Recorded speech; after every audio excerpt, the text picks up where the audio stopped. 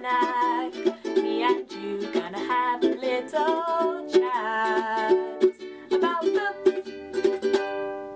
Hi guys, so I am here today to do a book review, and the book that I'm going to be reviewing is The Dragon Keeper, which is book number 1 in the Rain Wilds, which is by Robin Hobb. This is set in the realm of the Elderlings, so it's kind of a continuation of the story after the live ship books, but there are spoilers in this book for the Tawny Man, the Farseer books, as well as live ships, so I wouldn't read this series first. I definitely wouldn't start with this one. I only got the rating it did from me because I've read all the others and I have the background knowledge, and I really enjoyed seeing some of the characters that we met in this.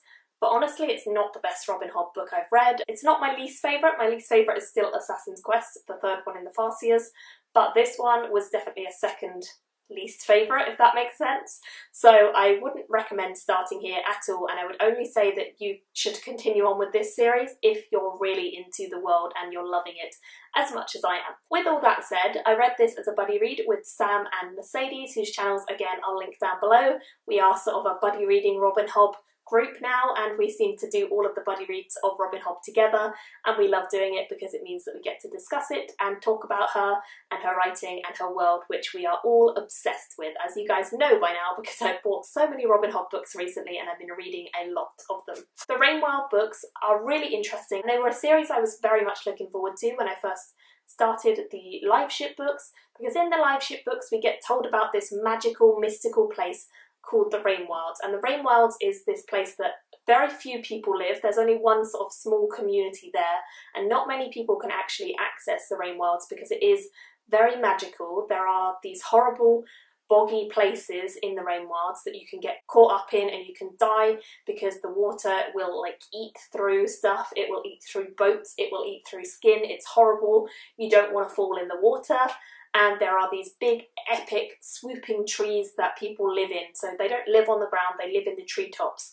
And this is where Trahorg is, which is the main town of the Rain Wilds, and the one that we focus on in live ships a little bit, but a lot more in the Rain Wild books. With all that said, I mean, I was very excited to come into the Rain Wild lands because we get hints of how magical and mysterious it is, but we don't really see an awful lot of it in the live ship books.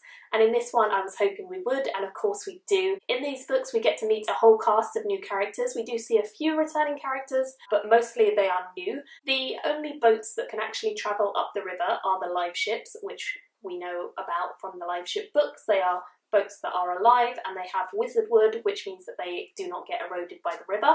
So there is very little trade between the Rain Wilds and anywhere except Bingtown, which is where the live ships travel up the river from. We get to meet a few new characters, some of whom are from Bingtown and some of whom are from the Rain Wilds. The reason that a lot of people live in the Rain Wilds, even though these are very toxic conditions and really not a nice place to live, are because there are lots of magical secrets to be found there. There is a buried city under the Rain Wilds, and there are all sorts of magical things that can be found there, and that's the only place that they can be found. So that's why people decided that they were going to exist there. Also, the Rain Wilds has an adverse effect on the skin of people, and it kind of makes them a little bit bumpy and lumpy and gives them sort of horrible complexions that a lot of people find very ugly. So there's a lot of sacrifice involved in living in the Rain Wild lands. So some of the new characters that we get to meet include Captain Leftrin. Captain Leftrin is the captain of a live ship called Tarman, and the Tarman is actually a very, very old live ship, so it doesn't have a carved figurehead like a lot of the live ships that we've already encountered.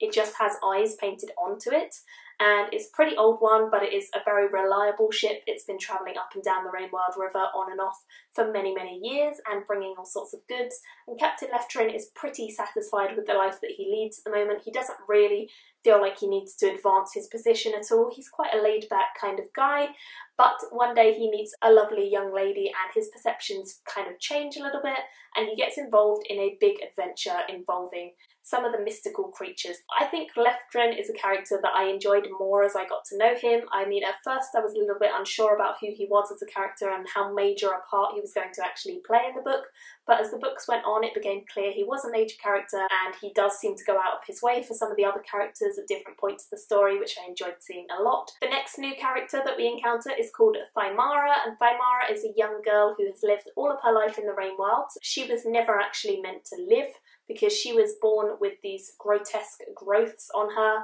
and when a child is born and they are so horribly deformed because of the way that the Rainwild is and the magical weirdness that goes around in the air and gives people these lumps and bumps I was talking about before, if a child is born with too many of them and claws and things like that, then they are usually disposed of in a discreet way, i.e. left to die.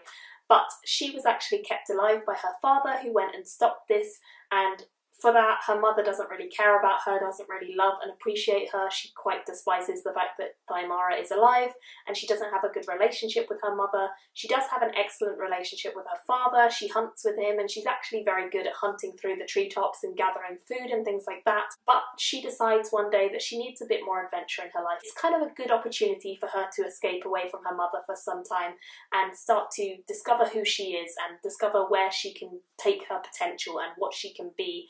And so she goes off on this big adventure as well, meaning that her and Captain Leftrin, their storylines do come together eventually. I really like Bymara's sparkiness and her fun and the way that she wanted to live life to the full. She definitely appreciates being alive because she knows she isn't meant to be, and so I think that gives her a real sense of adventure, a real sense of wanting to make the most of the opportunities she's given, and I really enjoyed that about her.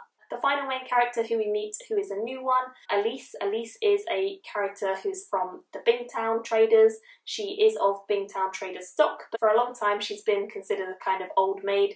No one really thought she'd ever get married because she's been obsessed with scrolls and books all about these magical beasts. She's never really wanted to do anything besides that, and she's never been courted by anyone. But then a young man called Hest comes into her life, and she becomes a little bit obsessed with him. A little bit of flirtation happens between the two of them, and eventually she ends up marrying him. Doesn't necessarily end as well as a happy ever after, and somehow, I won't say how, she also gets mixed up with these magical creatures and the big adventure that goes on. Elise as a character I found very interesting and very easy to connect with straight away as well. I mean, she is a fairly intelligent character, and she definitely is not afraid to stand up for what she believes in, even though she is quite meek at first. She sort of finds herself a little bit later on. I like the fact that Robin Hobb doesn't necessarily make perfect characters. She makes characters who have flaws, and she makes characters who have believable personality traits, and I love that about her, and I think that really brings the story more to life. And I think that Elise is a character who definitely has some flaws with her and definitely has a long way to go to improve to the point where some of our other characters in previous books are, in terms of confidence and in terms of standing up for herself.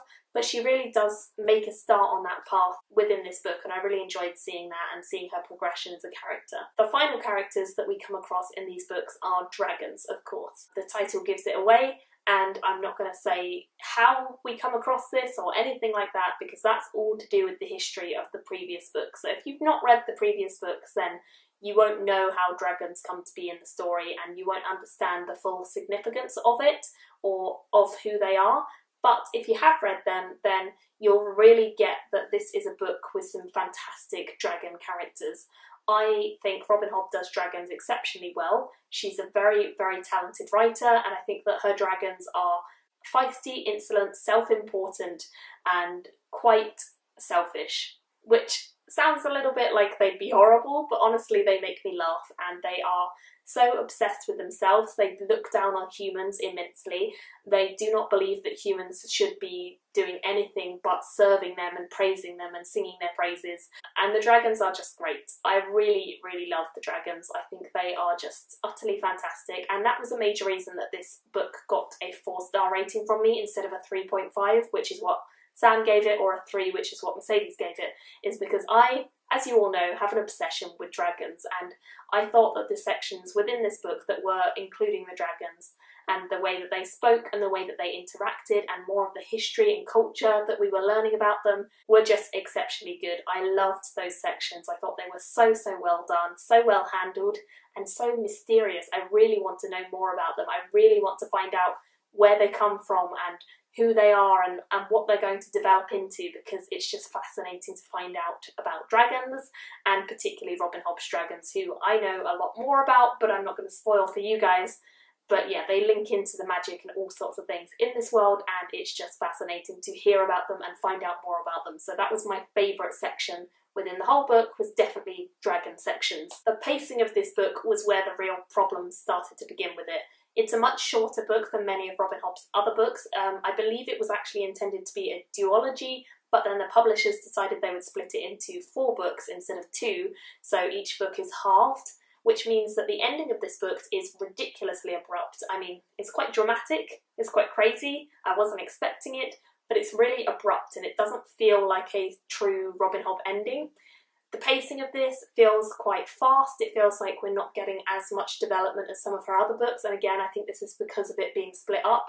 And we also have a fair amount of info dump and repetition, because I think Robin Hobb tries to make it so you can come into her series at any point, and you could start with the Rain Wild books, but honestly you would be spoiling so much for yourself that it just wouldn't be worth it.